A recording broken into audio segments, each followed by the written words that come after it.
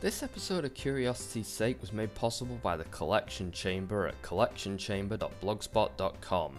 This site is an amazing project dedicated to restoring video games from the DOS era that are unplayable by modern means.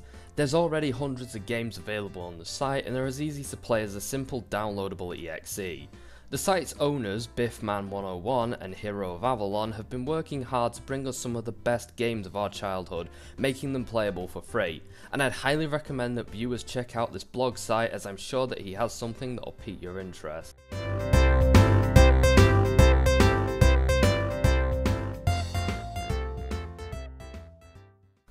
So I turned 27 around the time that I started making this episode, and I figured that now would be a good time to go back and take a look at an old game from my childhood. This is one of many Disney Activity Fun Pack games which were designed to challenge and I guess on some level educate younger kids. The game is based around the forgotten Pixar film A Bug's Life, which hasn't quite lived in the company's long-term memory like Toy Story, Monsters Inc. or even Cars. I was about 3 when the game came out, as well as the movie, and I distinctly remember Kevin Spacey as Hopper scaring the ever-loving shit out of me. It's kind of weird that shit like that scared me as a kid, and as an adult, horror movies and games do basically nothing to me. Maybe it was a fear vaccine, like I get scared of a movie as a kid and like I'm fine now, I don't know. Anyway, the pack boasts, learn cool bug facts. Cool bug factors! You're a fucking low-life motherfucking piece of shit! Play 6 fun activities and help Flick build a grasshopper contraption. You mean a grasshopper murder machine? Create your own bug puppet show. Fucking sold. Use your virtual bug camera to make and save a bug photo album. I tried hard, but so long. I hope we're good, but I won't start over again. Midday street war, science and this part. The game features most of the original voice cast, minus Dave Foley as Flick. It's a bit of a shame, as I was hoping to bump into him and have my gag from Postal come full circle, but I guess that'll have to wait for another day. So I boot the game up and it goes through all this old Windows 95 DOS stuff, which is a real nostalgic boot to the head.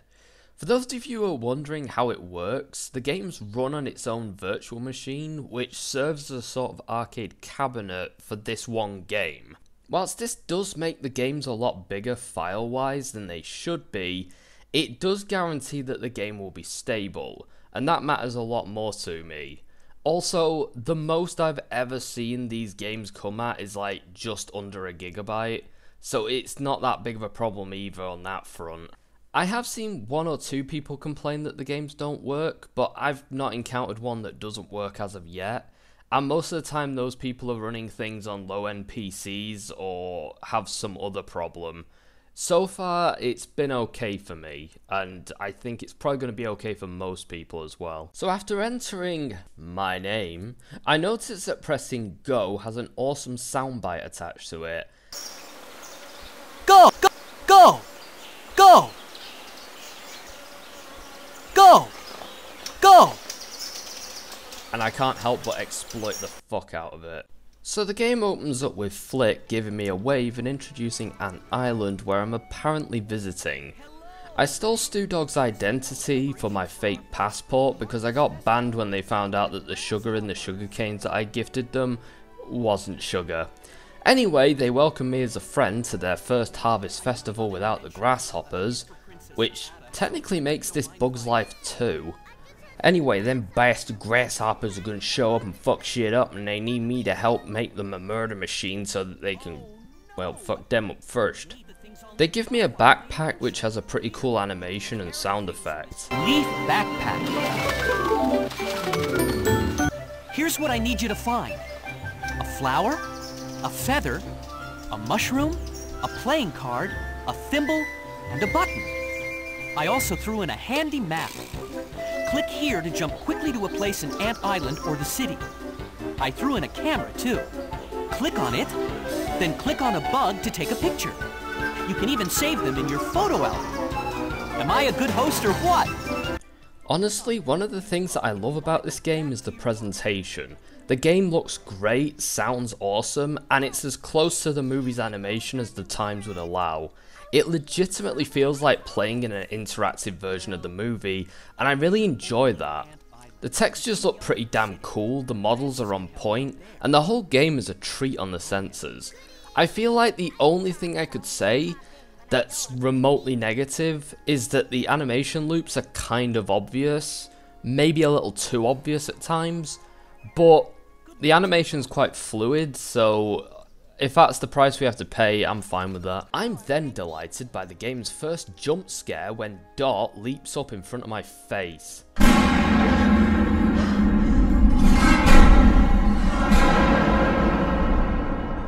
So I start by doing Ant Island's Puppet Show, which is a cute little mini game where you tell a story by selecting puppets and letting the scene play out. After a fair bit of fucking around with the settings, behold my masterpiece. The ladybug. Oh, sometimes it makes me so mad. Because everybody thinks the big ladybug makes you a girl. That's not true! Oh, the ladybug. Oh, la hello, it's me, Francis. I'm sorry, but I'm feeling a little bit, shy today. Whoopa! Francis! Whoa! The end. Another thing that I love about this game is that clicking on some of the items in the world triggers these little scenic animations. They really make the world a bit more enjoyable when a lot of the things you click on come to life for the sake of it. Not to mention as well that it makes it a lot more immersive when the world around you is coming to life. So I then go to the big city by accident, but that's okay, this happens to me a lot. I walk around Ant Island and end up wandering into the wrong part of town where blokes in dresses are trying to solicit me or sell me hash. Anyway, here we have Francis, our guide. His deal is that he's a ladybird who is a dude, and he's somewhat sensitive about that, which is something that most of us can relate to.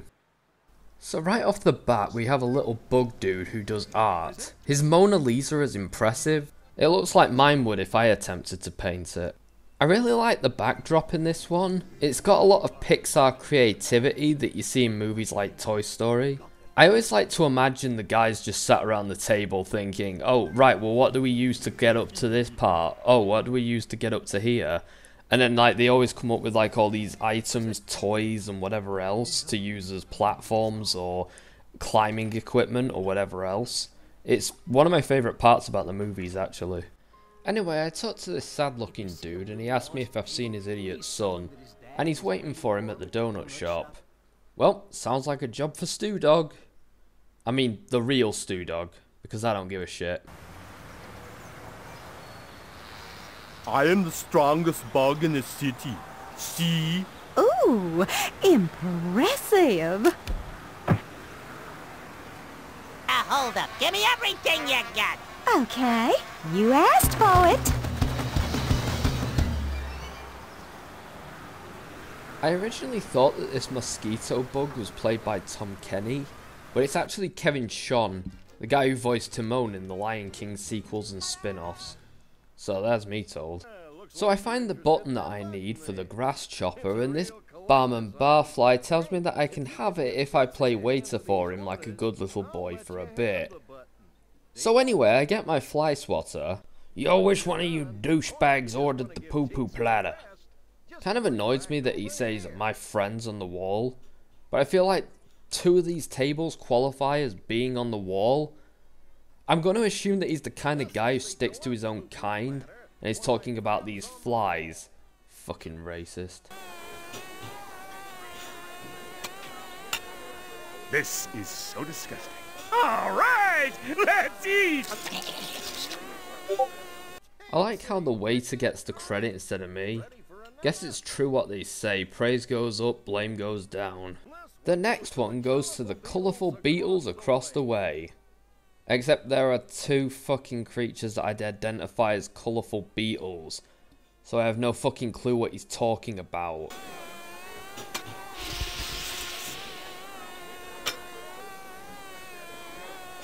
Groovy, baby. Let's eat. Teensy, you did great. Ready for another? Eat shit and die. I hear that's a compliment to them. I then try out this nifty board game because why not? The board game is basically snakes and ladders. There's a couple of mini games that determine if you get an advantage as well. It's a pretty decent virtual board game which you can play with another player offline or print off and play in public like a weirdo. Anyway, I'm doing okay, but then I screw myself by giving PT Flea here the advantage and he gets 9 spaces ahead of me. Fuck. Anyway, I lose, and in a sulk I go back to Ant Island. So the next thing that I do is sort the berry harvest. Great, not even filled out a risk assessment or anything and I'm going mining. Oh well, I didn't plan on living till 30 anyway. So I start this mini game where I just have to direct berries to one of the 2 sorting piles. You might want to know why they can't just put one pile to the left of the flower and one to the right. Well, the thing is, I haven't the faintest fucking idea. Why are the leaf holding ants tinier than the sorting ants on the guy on the top? Why do they send missorted berries back to the top instead of just throwing them across the hallway to the right place? There's only 2 categories. It's actually just more efficient to pass it to the other guy instead of sending it all the way back up to do the whole process again. Also, how do the leaves support the weight of the berries? Anyway, I figured out that the only one of these leaves that actually needs to change is the bottom one here. That's the one that decides where the berry goes after all. The rest are just redundant. I don't know why we even have them. I then get the feather by doing these stage order puzzles, which I don't have much to say about besides the fact that I love Hayden Pantera's enthusiasm in her voiceover. Put the leaves in order. Butterfly out of cocoon. Butterfly. Caterpillar in a cocoon. Caterpillar. Spring. A queen. Anyway, I'm about to get the spring mushroom when this little shit dog bug runs off with it. Oi Queenie, get your hound in line, you bitch. So next I need to go to PT Flea's circus where the warrior bugs live. So to get the item for this one, I need to set up this act for the performance to fall off flawlessly. Obviously I deliberately fuck it up a few times because, I mean, it's irresistible.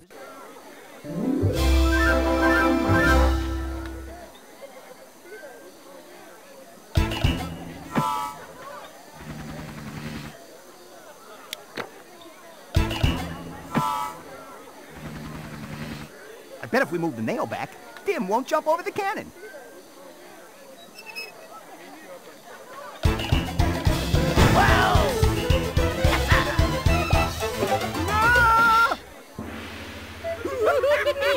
Anyone want to sniff the daisy?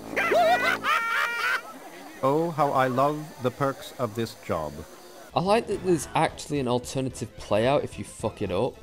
It's a nice little feature to get the alternate versions of the act like this one. Anyway, I eventually do it right and I get the thimble. Wow, I get trash as my reward. Brilliant. Finally, I just need the stupid playing card, which I need to go back to the big city for. Isn't that where a little brat kid needs saving or something? Dad! Oh, Dad! Where are ya? Don't worry, kid. My friend and I will help you find him. You mean it? Gee, thanks. Okay, the first thing we need to do is get him across the street. But it looks like there's too much traffic. Any ideas? So I guide the little turd around through the city. At first an idiot ant lifts him on his head via the manhole cover, and instead of telling the little dipshit to go back into his hole, a spider has to lift the little wank stain off and put him back down. Then he runs across to a mud puddle, which apparently he can't just walk around it. He has to inconvenience everyone in order to get flown over it. Excuse me, ma'am, but could you give the kid a lift? Sure thing, little darling.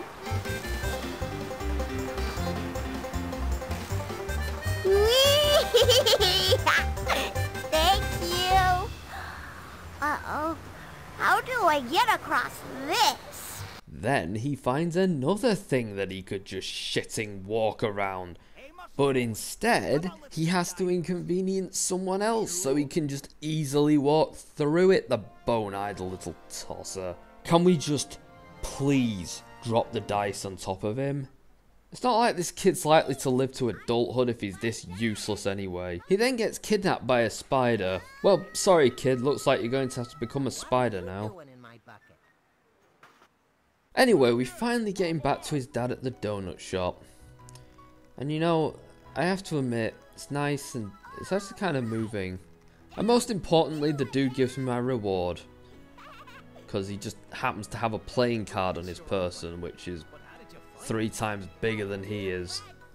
Okay. Thank you. Well, there must be some way I can repay you. Now that you mention it, we were looking for a playing card. Here, take mine. It's the least I can do. So finally, we get to go back and kill the grasshoppers. So this thing is more or less a guided cutscene.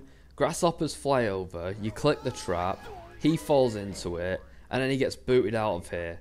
There's 3 in total that you need to do before the others take the hint and you win the game. Yay. The game ends with this depressing slideshow that looks like a family event that I was forced to go to, and thus ends the A Bug's Life Activity Play Pack Mickey Mouse Edition Reaper of Souls. Honestly, this game was a lot better than I remember it being.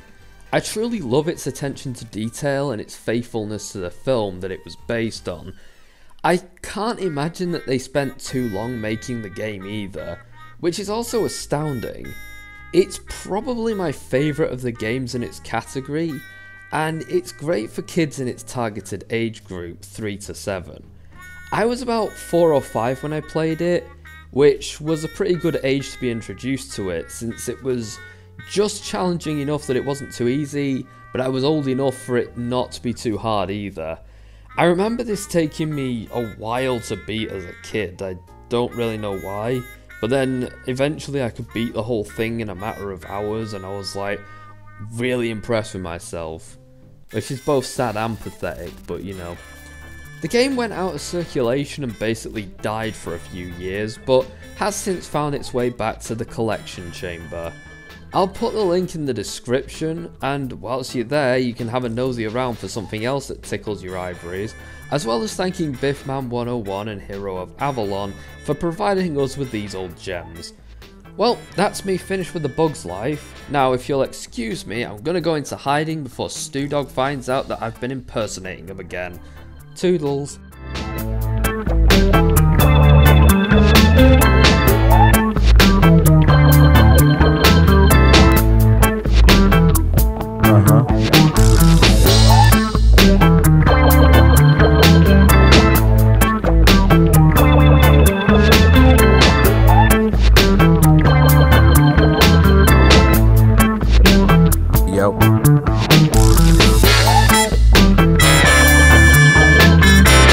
Okay. Oh wow. Somebody's gonna get sued. Okay.